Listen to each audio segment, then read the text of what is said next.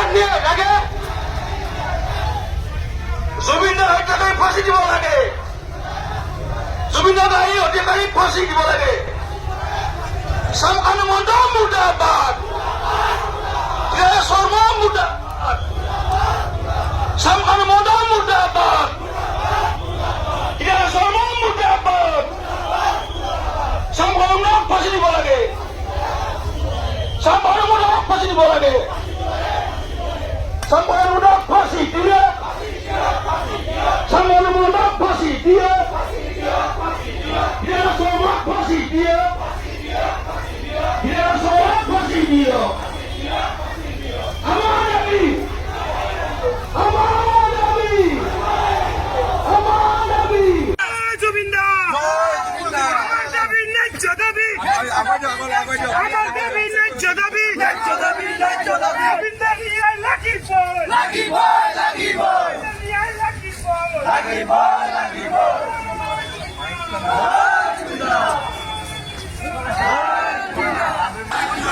We want justice! We want justice! Hey, on the police! Jolly boy! Hey, on the police! Jolly boy!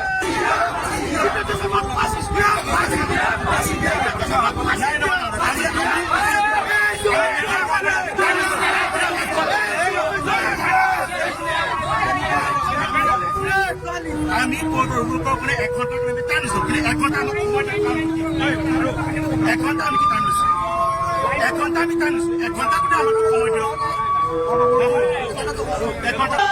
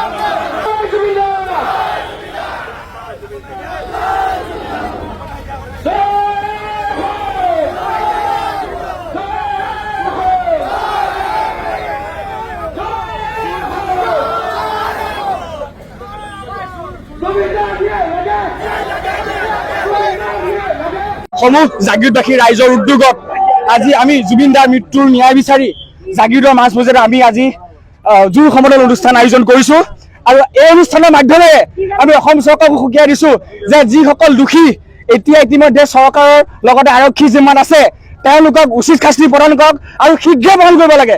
এনেধৰণৰ ব্যক্তিসকল জীয়াই থকাৰ কোনো প্ৰয়োজন নাই আৰু এওঁলোকে কেতিয়াও মুকলি কাষৰ তলত অসমত চলিব নোৱাৰে, তেওঁলোকে ওলাব নোৱাৰে।